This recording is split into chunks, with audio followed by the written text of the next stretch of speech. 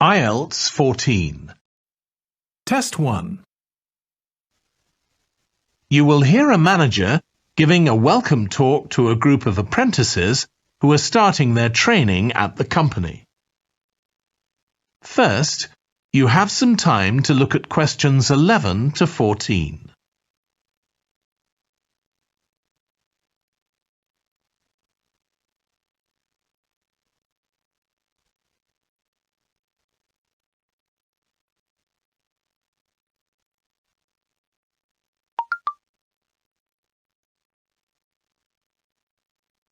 Now listen carefully and answer questions 11 to 14. Good morning, everyone. My name's Janet Parker, and I'm the Human Resources Manager. We're very happy to welcome you to your new apprenticeship. I hope that the next 6 months will be a positive and enjoyable experience for you. I'd like to start with some general advice about being an apprentice. Most of you have very little or no experience of working for a big organisation, and the first week or so may be quite challenging. There will be a lot of new information to take in, but don't worry too much about trying to remember everything. The important thing is to check with someone if you're not sure what to do. You'll find your supervisor is very approachable and won't mind explaining things or helping you out. You're here to learn, so make the most of that opportunity. You'll be spending time in different departments during your first week, so make an effort to talk to as many people as possible about their work. You'll make some new friends and find out lots of useful information. As well as having a supervisor, you'll each be assigned a mentor. This person will be someone who's recently completed an apprenticeship, and you'll meet with them on a weekly basis. Their role is to provide help and support throughout your apprenticeship. Of course, this doesn't mean they'll actually do any of your work for you. Instead, they'll be asking you about what goals you've achieved so far, as well as helping you to identify any areas for improvement. You can also discuss your more long-term ambitions with them as well. Before you hear the rest of the talk, you have some time to look at questions 15 to 20.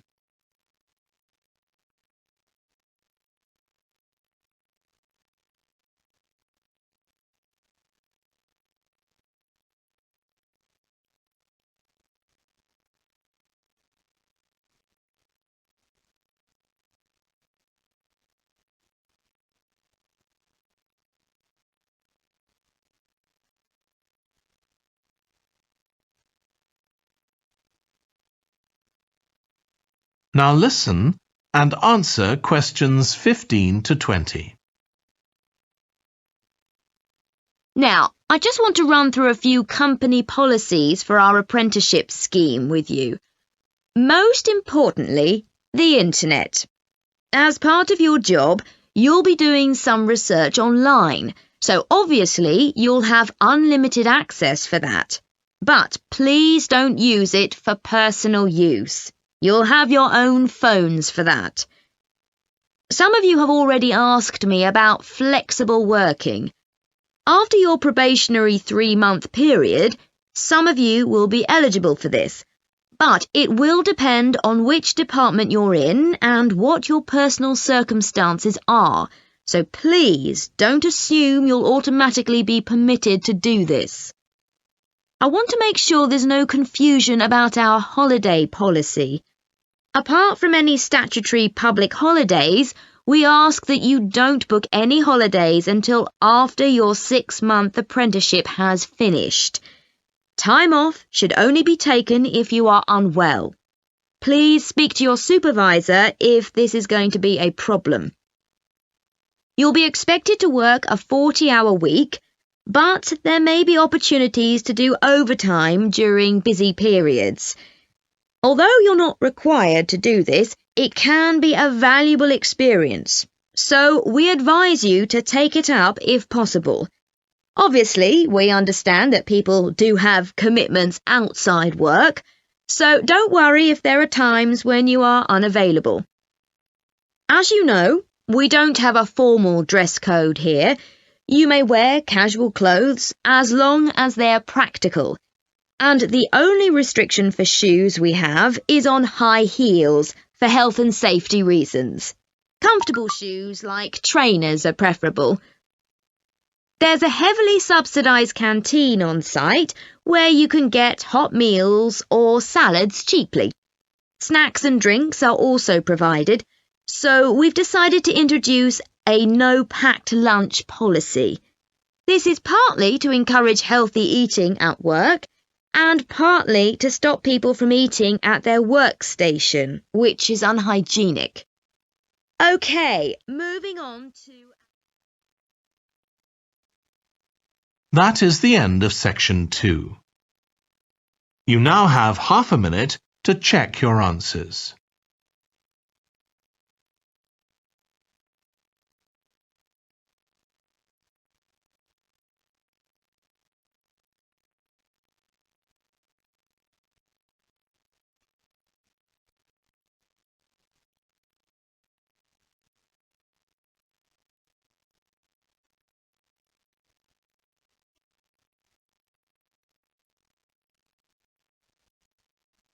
Test 2. You will hear a guide talking to a group of tourists who are about to visit an English castle. First, you have some time to look at questions 11 to 15.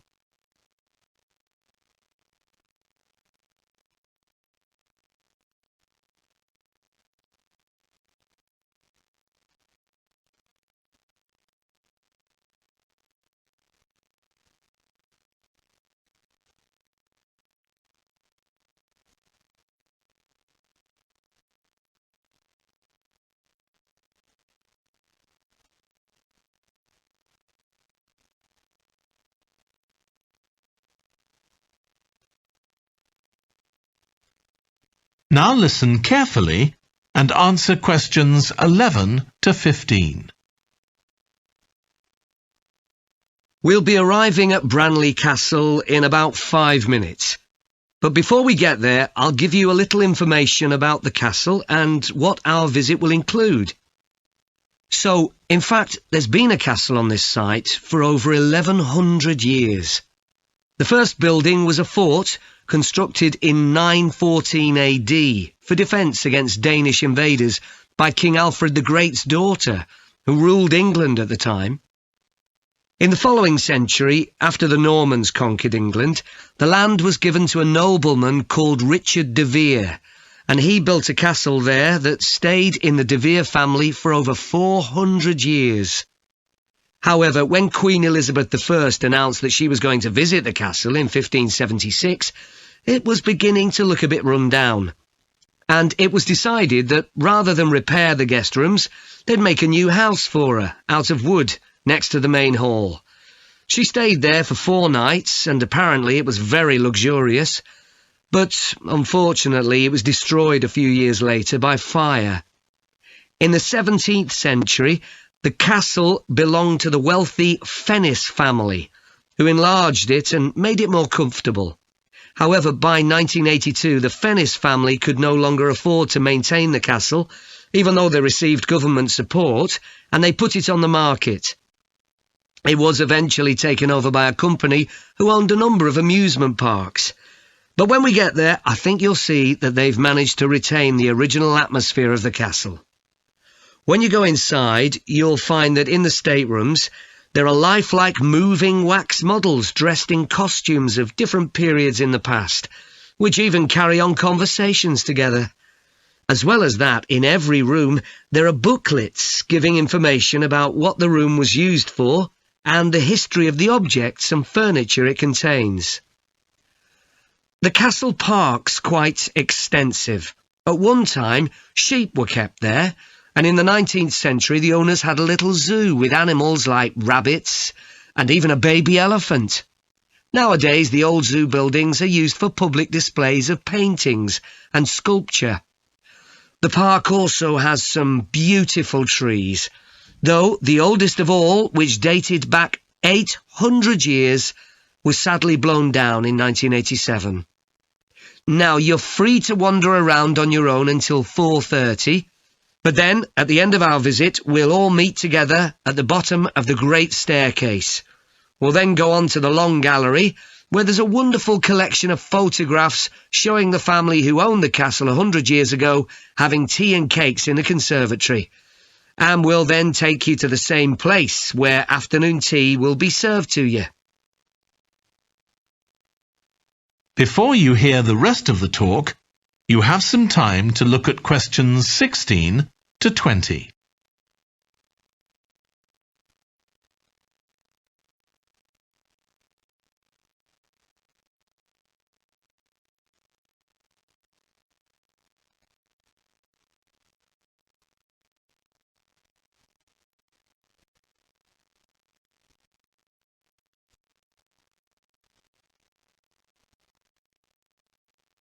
Now listen and answer questions 16 to 20. Now, if you can take a look at your plans, you'll see Branley Castle has 4 towers joined together by a high wall, with the river on 2 sides. Don't miss seeing the Great Hall. That's near the river in the main tower, the biggest one, which was extended and redesigned in the 18th century. If you want to get a good view of the whole castle, you can walk around the walls. The starting point's quite near the main entrance. Walk straight down the path until you get to the south gate, and it's just there. Don't go on to the north gate. There's no way up from there. There'll shortly be a show in which you can see archers displaying their skill with a bow and arrow.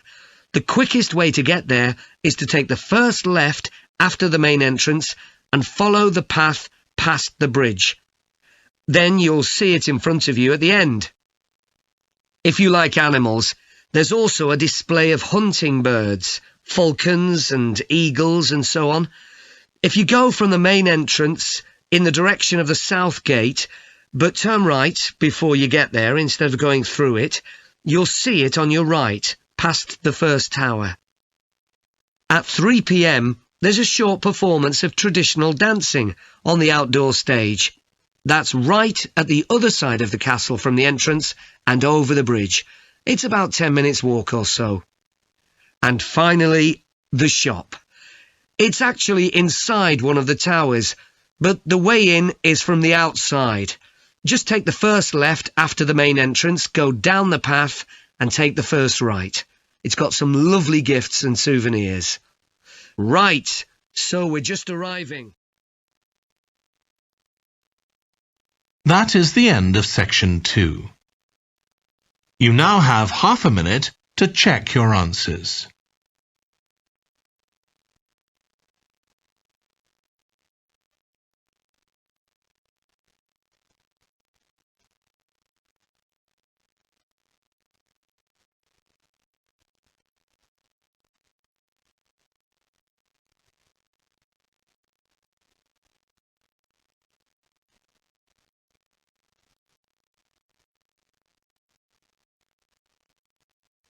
Test 3. You will hear a woman talking to a group of college students about volunteering to help other people. First, you have some time to look at questions 11 to 14.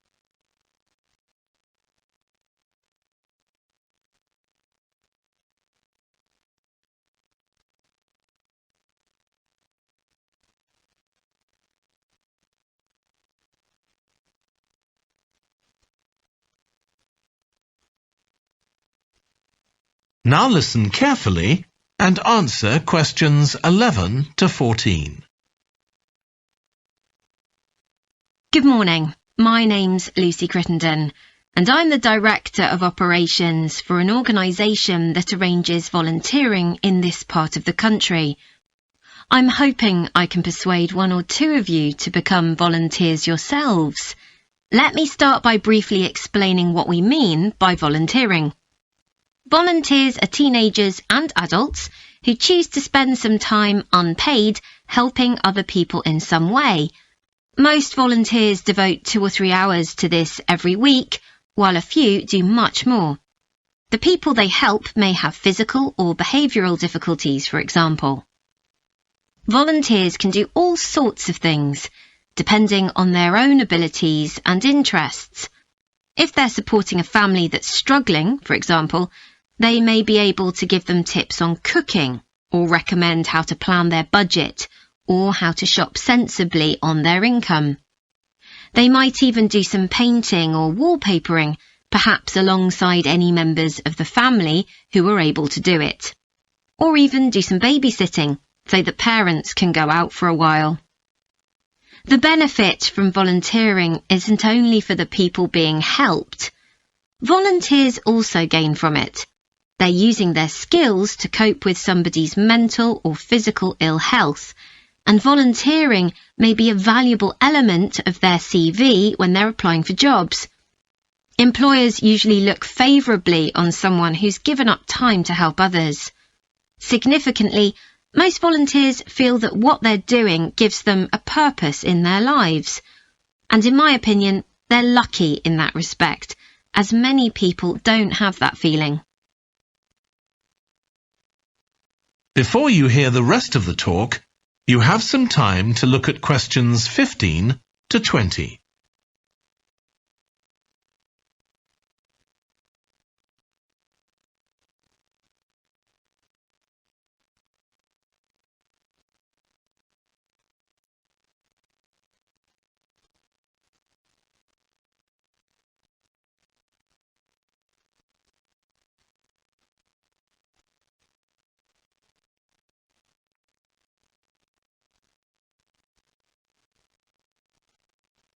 Now listen and answer questions 15 to 20.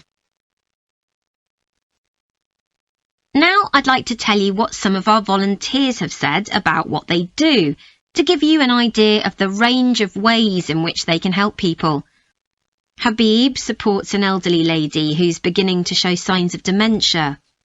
Once a week they, along with other elderly people, go to the local community centre where a group of people come in and sing.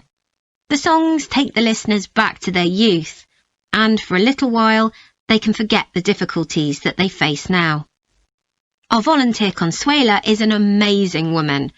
She has difficulty walking herself, but she doesn't let that stop her. She helps a couple of people with similar difficulties who had almost stopped walking altogether. By using herself as an example, Consuela encourages them to walk more and more. Min visits a young man who lives alone and can't leave his home on his own, so he hardly ever saw anyone. But together they go out to the cinema or to see friends the young man hadn't been able to visit for a long time. Tanya visits an elderly woman once a week. When the woman found out that Tanya is a professional dressmaker, she got interested. Tanya showed her some soft toys she'd made, and the woman decided to try it herself. And now she really enjoys it and spends hours making toys. They're not perhaps up to Tanya's standard yet, but she gains a lot of pleasure from doing it. Alexi is a volunteer with a family that faces a number of difficulties. By calmly talking over possible solutions with family members, he's helping them to realise that they aren't helpless and that they can do something themselves to improve their situation. This has been great for their self-esteem. And the last volunteer I'll mention, though there are plenty more, is Juba. She volunteers with a teenage girl with learning difficulties who wasn't very good at talking to other people. Juba's worked very patiently with her, and now the girl is far better at expressing herself and at understanding other people.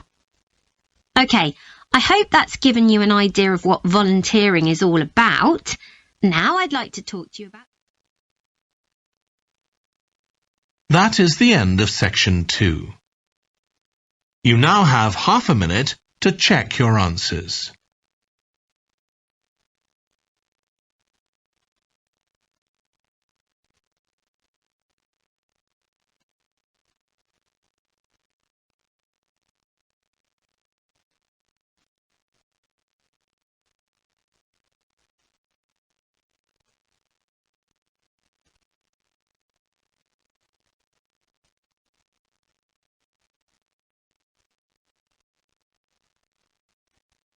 Test 4. You will hear a holiday company representative talking to a group of tourists in a large hotel about things they can do during their holiday. First, you have some time to look at questions 11 to 16.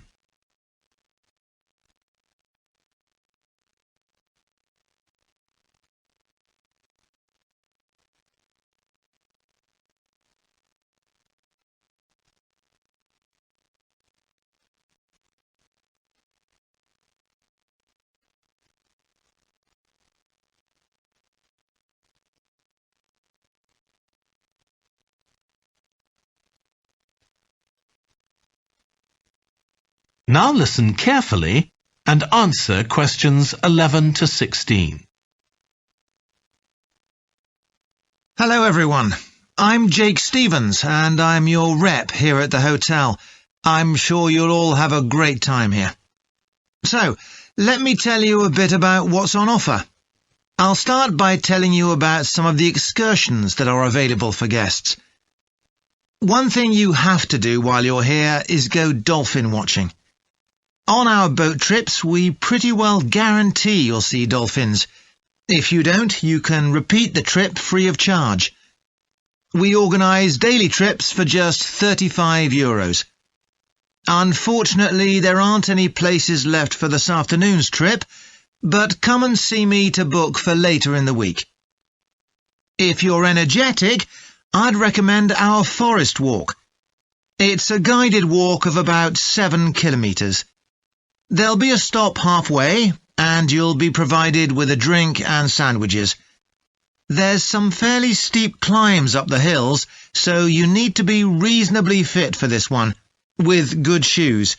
Oh, and bring a waterproof in case it rains. It's just €25, all-inclusive, and it's every Wednesday. Then on Thursdays, we organise a cycle trip, which will give you all the fun of biking without the effort.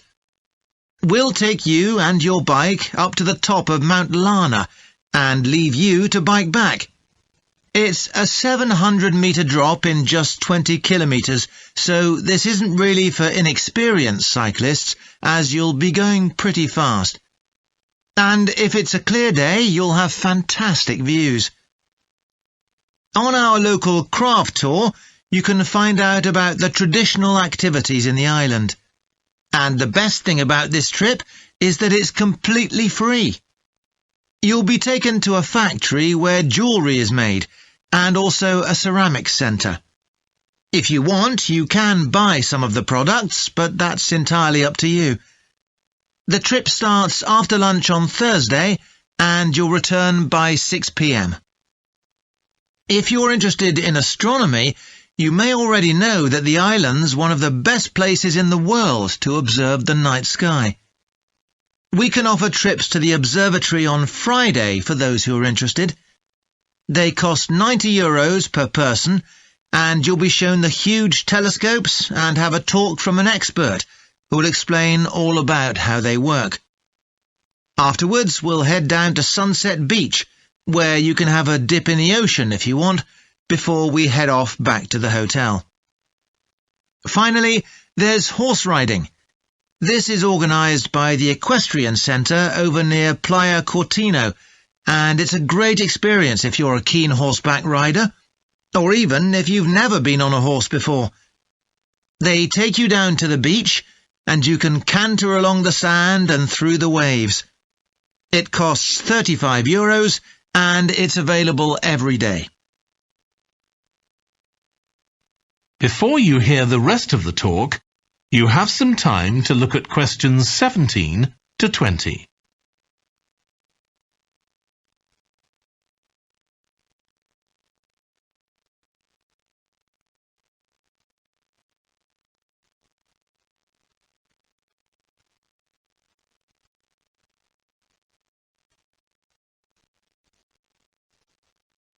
Now listen and answer questions 17 to 20. So, there's plenty to do in the daytime, but what about nightlife? Well, the number one attraction's called Musical Favourites. Guests enjoy a 3-course meal and unlimited free drinks, and watch a fantastic show, starting with musicals set in Paris, and then crossing the Atlantic to Las Vegas, and finally Copacabana. At the end, the cast members come down from the stage, still in their stunning costumes, and you'll have a chance to chat with them. It's hugely popular, so let me know now if you're interested, because it's no good leaving it until the last minute. It's on Friday night. Tickets are just €50 each, but for an extra €10 you can have a table right by the stage. If you'd like to go back in time, there's the Castle Feast on Saturday evening. It's held in a 12th century castle, and you eat in the great courtyard, with ladies in long gowns serving your food. You're given a whole chicken each, which you eat in the medieval way, using your hands instead of cutlery.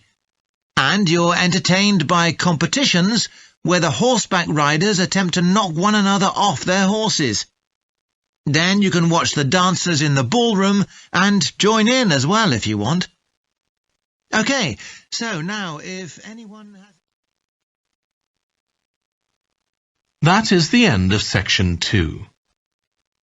You now have half a minute to check your answers.